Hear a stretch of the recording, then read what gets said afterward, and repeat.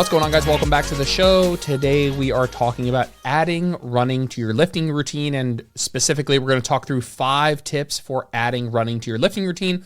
And then I'm going to give you some places to start. So I have 2 kind of notes in my head, and the first one is 5 tips for adding running to your lifting routine, and the second is a list of basically how I would start if you're somebody who's looking to do so.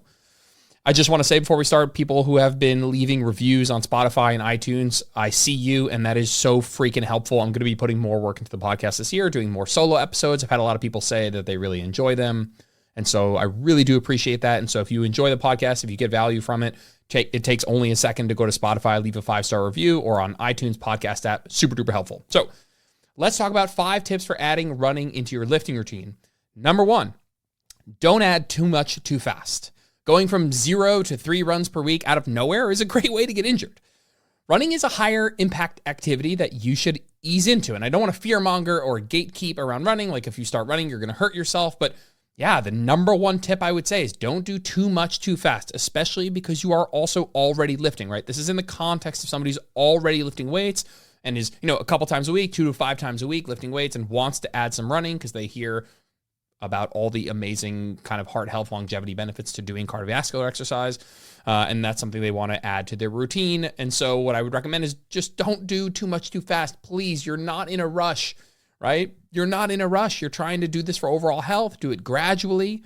And specifically, we're going to talk about running because running is just, of all the modalities of cardiovascular work, I think the one that a lot of people are drawn to. For reasons that we can talk about a bit later. It's something I've been pondering, why we have maybe it's something biological about moving our bodies on the earth, or, it's what we were evolutionarily designed to do and all that stuff. And you just get to go out and be one with nature or whatever. So I'm going to talk about this in the context of running, but a lot of these are going to go for cardiovascular exercise in general, but there are some running specific things that we're going to talk about.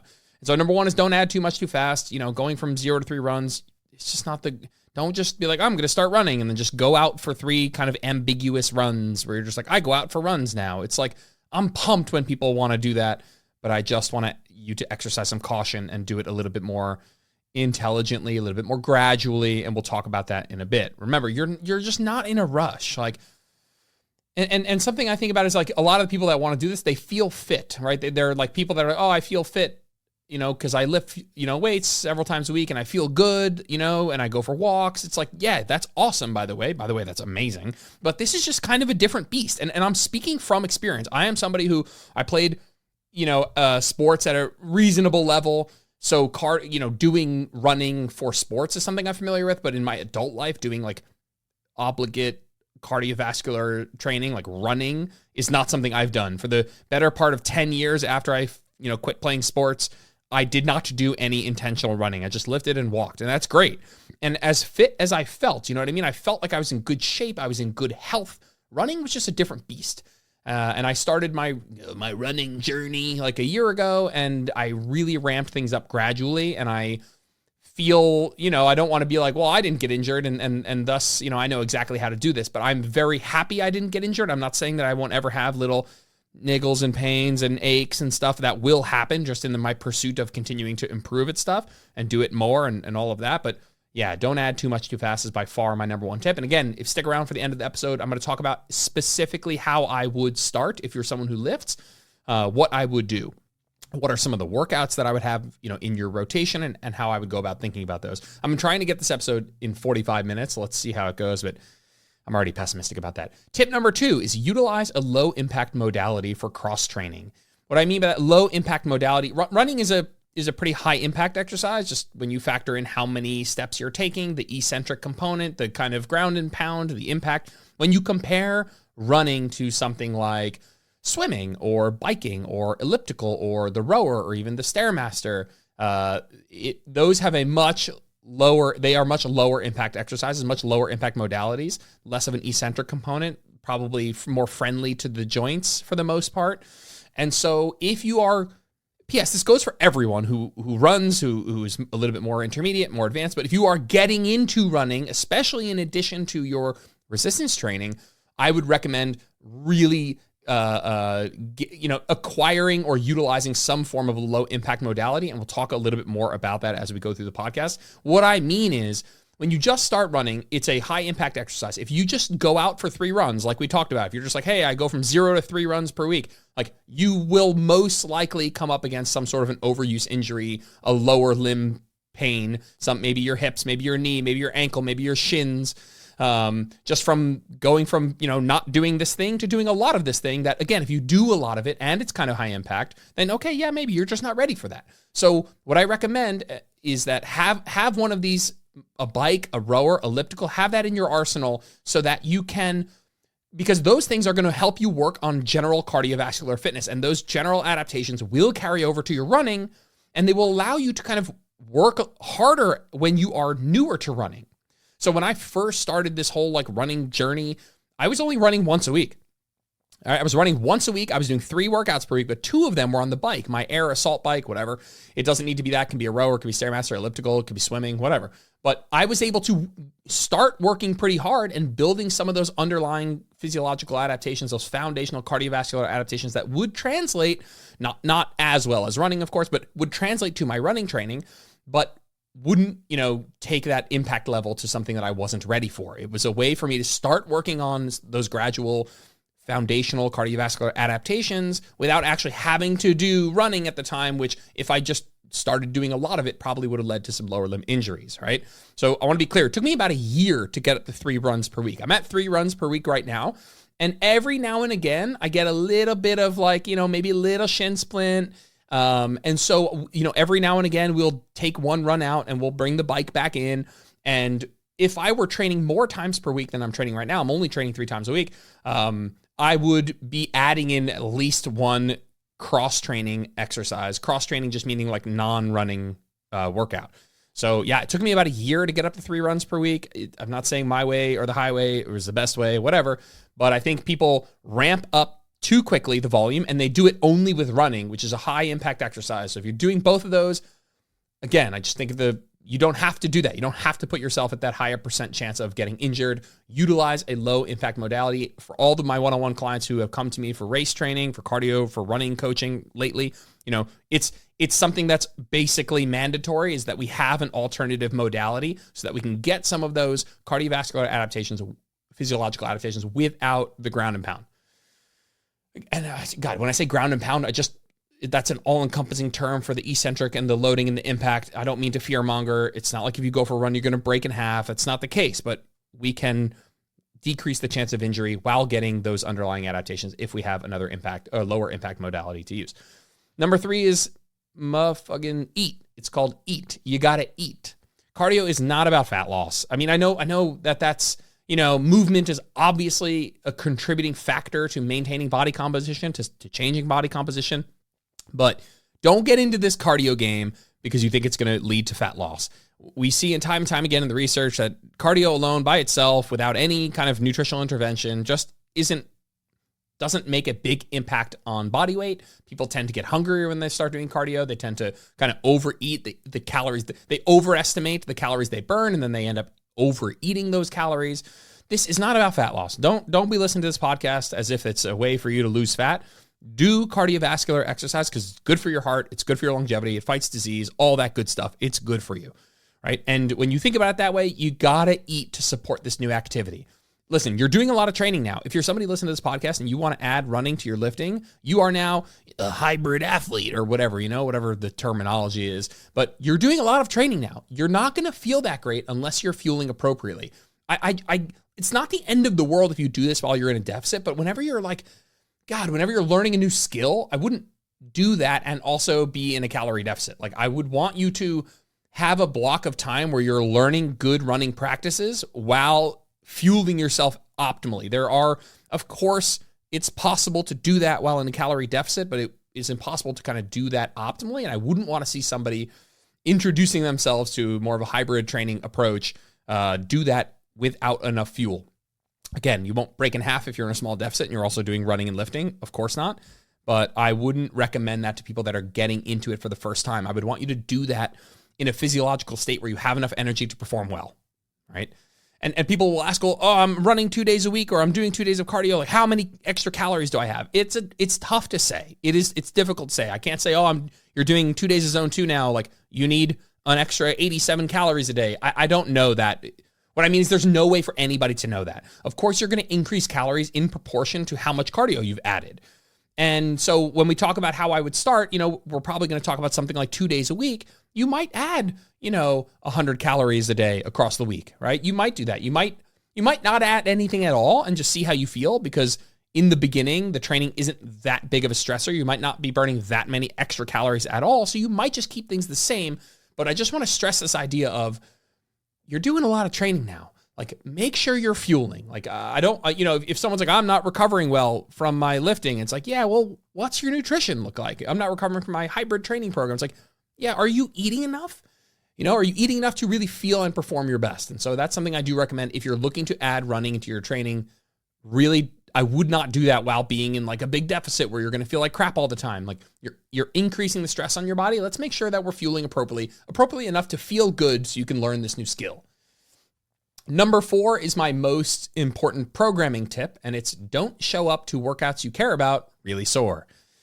I got to tell you, I'm not saying there isn't a lot of nuance to hybrid programming at a high level. There is, absolutely. And even at like a medium to introductory level, there is some nuance for sure. I'm not trying to poo-poo it. I don't want to be the nothing matters guy, but people are often like, well, where should I put my run? It's like, think about it this way.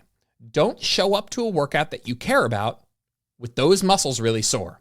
So if you have a run that you really want to perform well at, maybe don't do your hardest leg day right before, all right? Or if you have your hardest leg day, maybe don't do your hardest run that you know is going to leave you really beaten up the day before. I did a review in my group program, in my community app. We looked at this. We did like some mock programming as part of the free resources. There's a free resource on basically how to do this with programming. We did like a big spreadsheet and it was super fun. Like if you tell me you're lifting 4 days a week and you're doing a zone 2 session, you can put that thing anywhere. You can put it anywhere. If you're doing like a hard interval session, a sub-threshold intervals, tempo stuff, whatever like fancy terminology, like interval training that you're doing, like maybe just put that in a place where you're not doing a really hard leg day the next day, right? It's like, it's not that complicated to get to a point that's logical, like a weekly organization of this that's logical. If you look at your week, and for most people, I'm usually speaking to people who care more about their lifting and really want to perform well, but they want to do some cardio because they enjoy it, because it's good for their health. And so I don't want to pigeonhole anybody or everybody into this, but usually I'm talking to somebody who cares mostly about their lifting performance, and the running is more a thing they enjoy and they're doing for health. So for that person, just don't schedule a really hard run the day before your leg day or the morning before your leg day, and you're going to be good to go. It's literally the one thing I need you to think about. And by the way, even if you did this, even if you scheduled a hard run and the next day was legs, or you did legs and the next day was a hard run, like over the course of many years, like you'd still do fine, and on some level, if you're going to do this whole hybrid training thing, like you kind of got to give up the idea that you're going to feel super duper fresh, like ever. At my peak, I was training like 8 times a week between lifting and cardio. And I'm not saying that we aren't managing fatigue in a way that's logical. We are, but you kind of in like a tongue-in-cheek kind of laughing sort of way, you kind of give up the idea that you're ever going to be fresh ever again because you're just doing so much work. So yeah, this idea that you're going to like optimize it and you're going to show up to every workout feeling 100%, it's like probably not the case. You're probably going to be carrying some fatigue at any given time. So cool. Tip number 5 on how to add running to your lifting routine is stop listening to people who tell you it'll wreck your gains.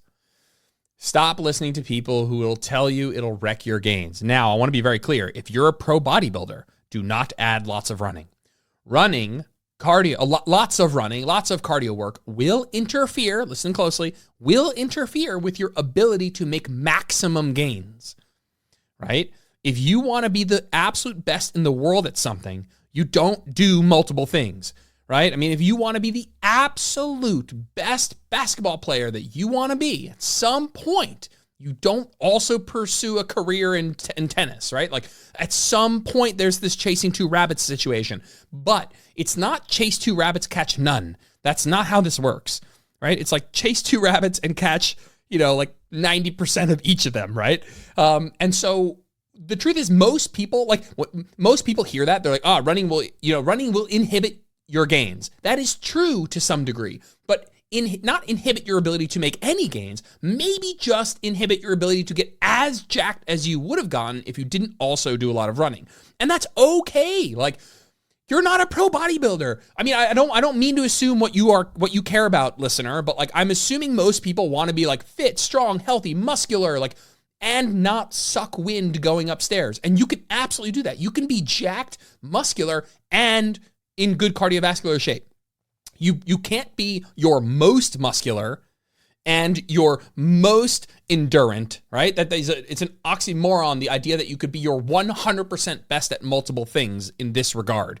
But nobody's like, it's already a non-starter, this idea of like, oh, well, if I can't get the absolute, no, you're not after that. Most people are not after that. You're after getting more muscular, looking like you lift, being in reasonable cardiovascular shape, maybe running a race, maybe being in pretty good cardiovascular shape, maybe being in really good cardiovascular shape and being really jacked. And I'll tell you, that's possible.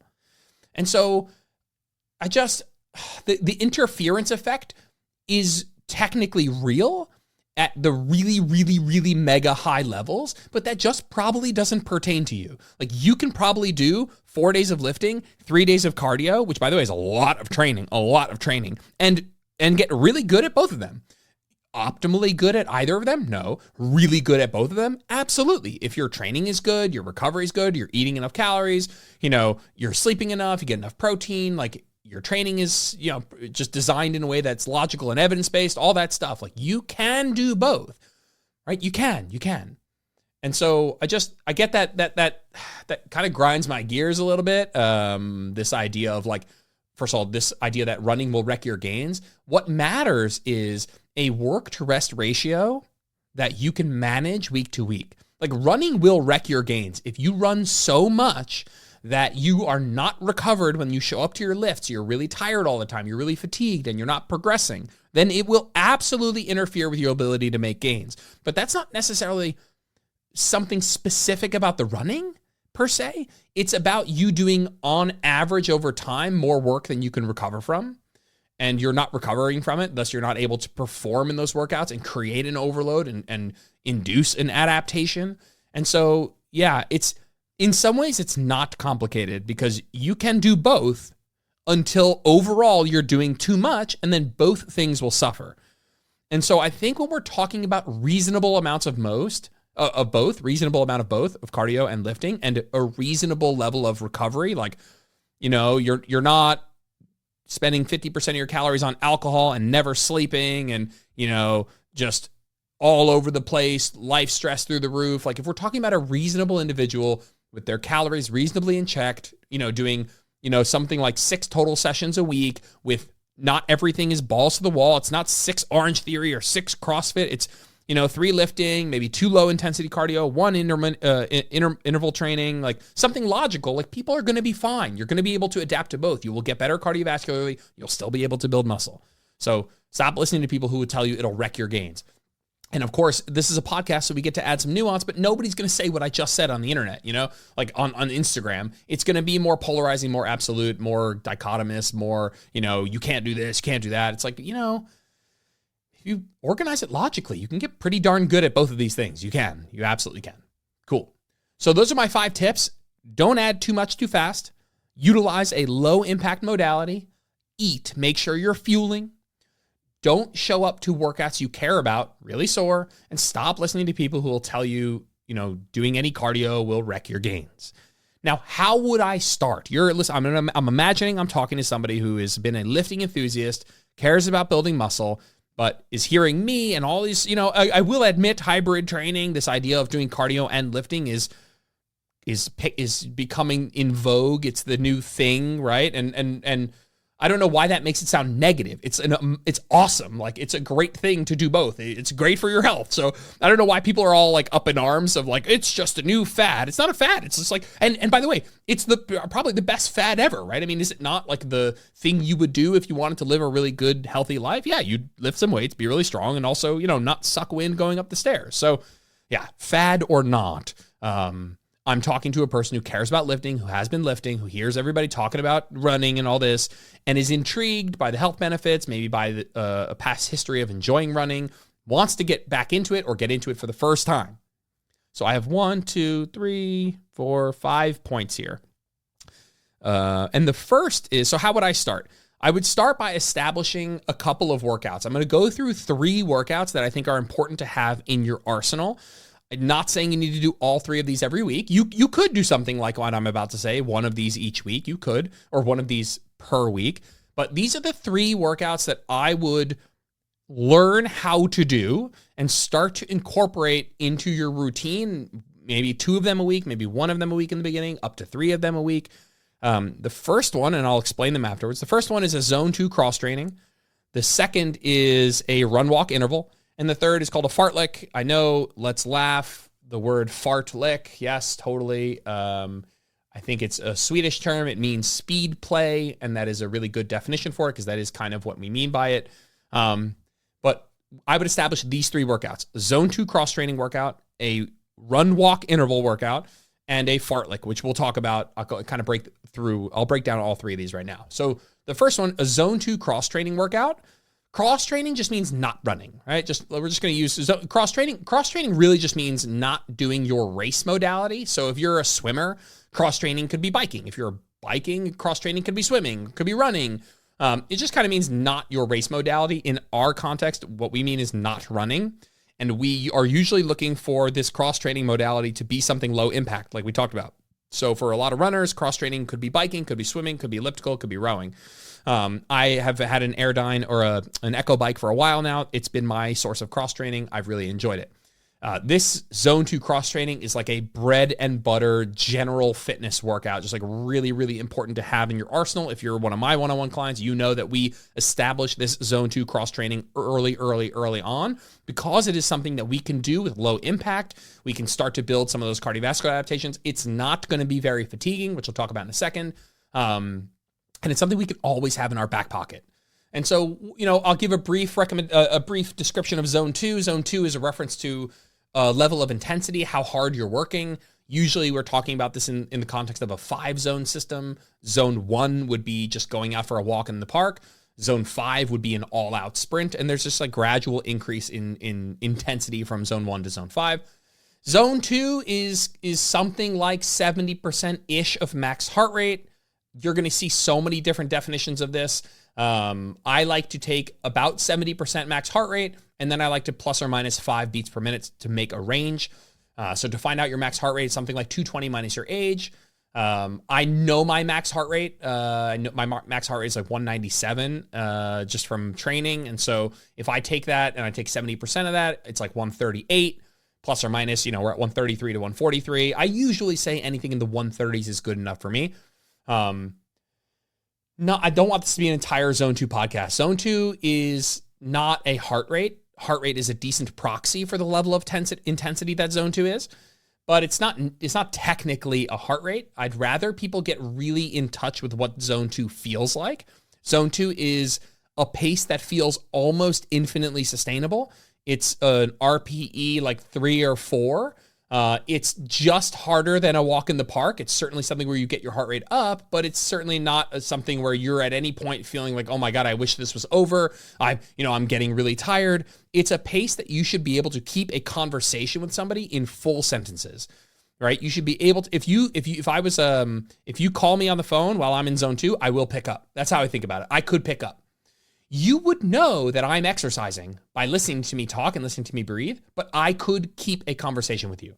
Once you get into zone 3, zone 4, obviously zone 5, like your sentences are going to be super fragmented. You're going to be kind of taking that deep breath every couple of words. That's not zone 2. And so when you start to feel like you're trending into that kind of breathing pattern where you can't maintain it, you can't speak in full sentences anymore, you're taking that gasp breath every couple of words, that you are outside of zone 2 now. The main benefit of zone 2, and then I'm going to move on because I have another podcast with Alyssa Olenek about zone 2, and my friend Brian and I have talked about it.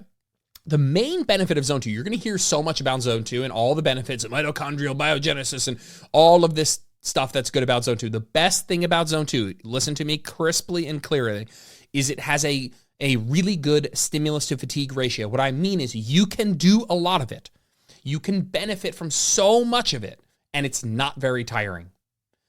You can do a lot, benefit from a lot and it's not tiring. A visual might be it has a very low floor for adaptations, meaning you can get pretty easy adaptations in zone 2. You don't have to do a ton. And the ceiling is mega high, meaning you can do so much zone 2. If you look at like elite marathon runners, elite runners across the board, 80% of the work or more that they're doing is in zone 2 or lower. And so they're doing a ton of this low intensity work because you can get a lot of adaptations without getting really tired. So that's the first workout you should have, which is a zone 2 cross training workout. Again, zone 2 being a relatively low intensity where you can keep a conversation in full sentences. Something like, maybe 70% max heart rate plus or minus 5 beats per minute is a decent range. And then you do what's called a talk test, which is, imagine, trying to keep a conversation with somebody is a really, really good marker of being in zone 2. The next is a run walk interval. And remember, I'm speaking primarily to somebody who's not currently running, who wants to get into it. I would look at your zone 2 training, your cross training, as a way to build fitness.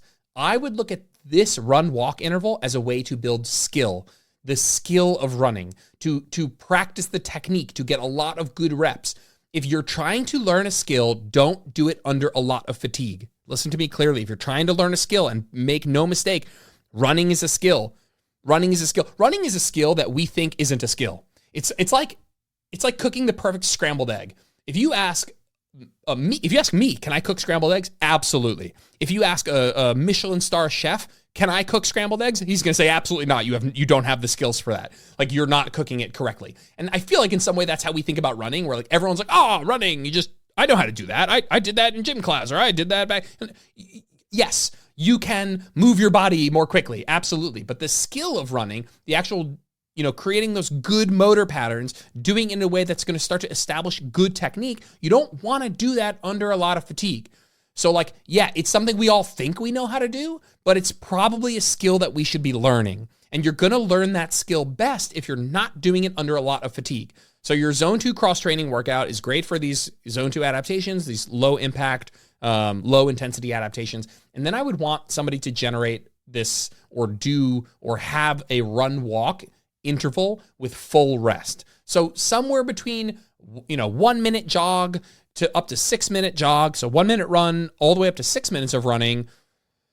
By the way, these are all ballparks. Let's not get hung up on it. It could be 6, could be 8 minutes. I'm imagining somebody's not that fit who hasn't run in a long time. So physiologically speaking, every interval, duration, intensity level relationship is all beneficial. If I'm taking on somebody new, I want to do a workout in their program with 1 minute run, full rest. So 1 minute run, maybe 2 minute walk, maybe 2 minute run, 2 minute walk, work up to 3 minute run, 2 minute walk, and work that up without getting fatigued. And this workout takes something like 20 to 30 total minutes. The point is, my coach would say, no sloppy reps, no sloppy runs. You are doing this to expose your body to running without doing it under a lot of fatigue. This is a skill building exercise. You're just teaching your body how to do this under not a lot of fatigue. So this isn't like run until I get absolutely burnt the F out and then walk and then do another all out interval and then walk. That's not what we're doing. No, I want you to run for a minute super confidently with good technique. I want you to feel good, feel strong, work up a little bit, get your heart rate up a little bit, start to feel some of that RPE climb up, but don't get to a point where you feel like you're flip-flopping through it. You're just flopping your arms around. Technique has gone to shit, and you're not doing it in a way that actually really resembles good technique. Not getting exhausted, building good motor patterns, no sloppy reps, no sloppy runs. The point is getting some running under your belt, not under a lot of fatigue. And so again, something like a 20 to 30 minute workout with anywhere from 1 minute run all the way up to, 5 minute run with a full rest in between, where it's, roughly a 2 minute walk usually does the trick. And so I really like this as a way of saying, hey, of course, I know you want to run. Let's start introducing you to that movement, but let's not do it in a way that's absolutely killing you. We can use our cross training modality for that. You might, if I had to write a fourth workout here, I would put an interval session, a harder interval session with your cross-training modality, so you can start to have something where you are working really hard, but without the stress of the higher impact stuff like running.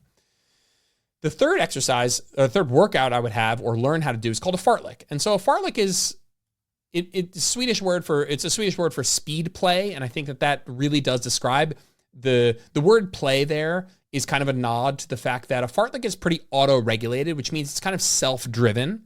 It's kind of like a self-driven go by feel interval session. Now I'll tell you right now, there are a lot of slightly different definitions of fartlek. Some of them are super official. This is the exact way you should be doing a fartlek.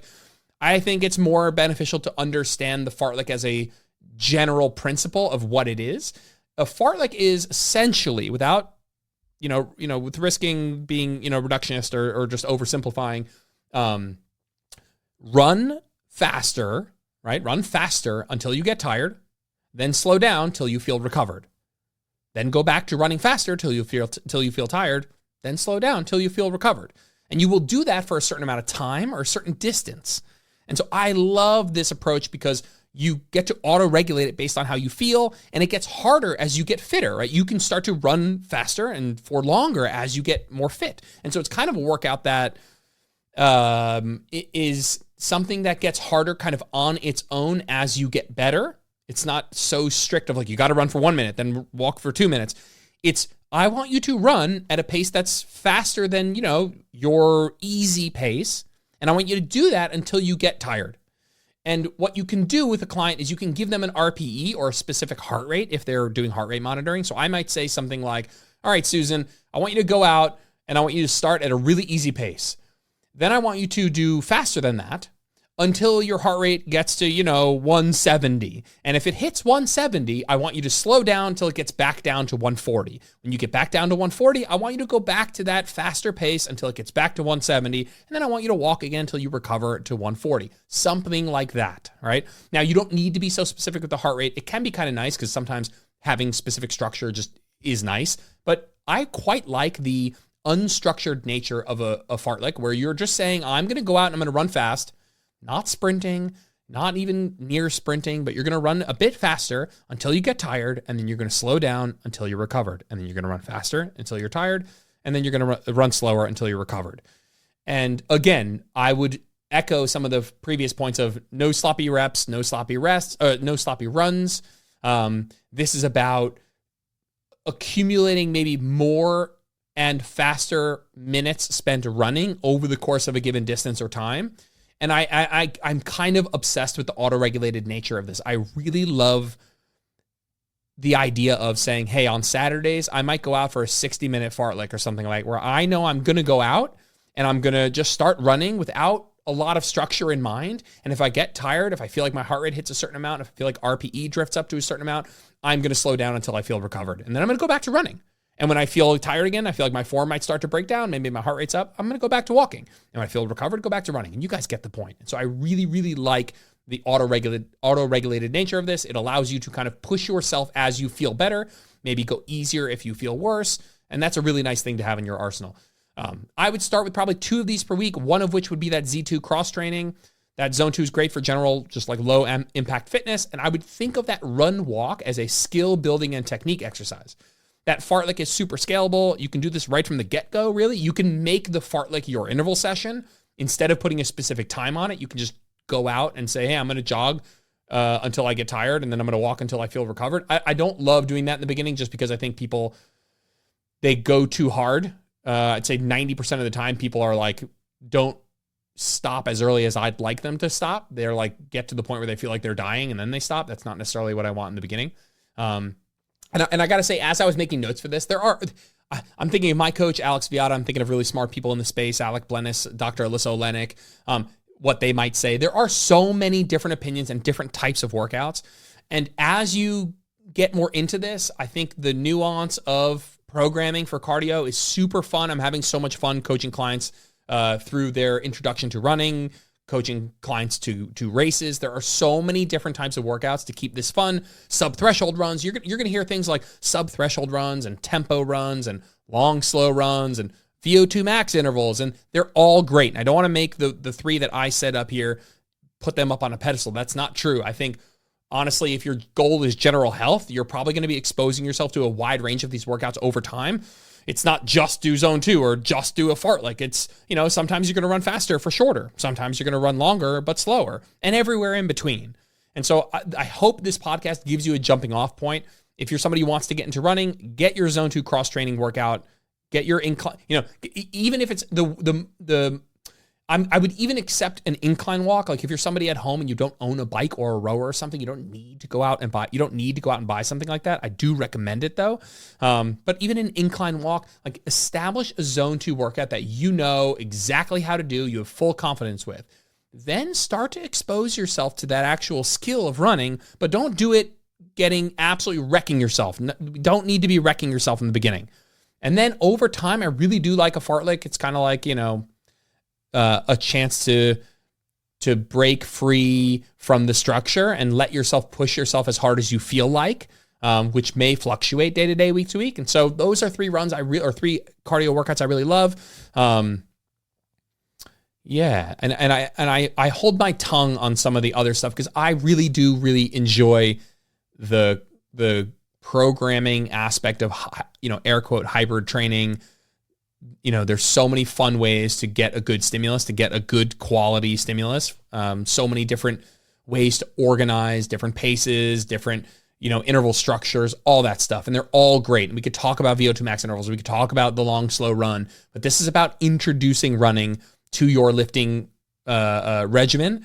And as if somebody who I guess primarily cares about lifting, but wants to get into running, doesn't want to break down, doesn't want it to negatively impact their training. And so, so hopefully there was something fun in here for you to learn. If you ever have a question, reach out. I am doing some, again, I don't want to get caught up in nomenclature and stuff, but I'm doing some hybrid coaching for people who want to, train for their first marathon, train for a fast 5K, but still want to lift and don't want to shrivel up into a raisin and all that stuff. And so that's been really fun. And I'll probably do maybe a more advanced programming, maybe a more advanced program design discussion in a podcast in the future for some big nerds. But for now, let's go. I'll do a quick recap and then I'll stop waffling. We'll get off. So tip number 1, don't add too much too fast. Tip number 2, utilize a low impact modality. Tip number 3, make sure you're fueling. Tip number 4, don't show up to workouts you care about really sore. Tip number 5, stop listening to people who tell you it'll wreck your gains. And I would start with a Zone 2 cross-training workout, a run-walk interval that is not super challenging where you can develop the skill of running. And I would start to learn more of an unstructured fartlek where you can get out and kind of auto-regulate based on how you feel. All right? Talk to you guys in the next one. Thanks for tuning in to this episode of Where Optimal Meets Practical. If you liked the episode, it would mean the world to me if you posted a screenshot to your social media or left a 5-star review on iTunes. That stuff really helps. If you ever want to get in touch with me, just shoot me a DM on Instagram @JordanLipsFitness. I'm always around to chat.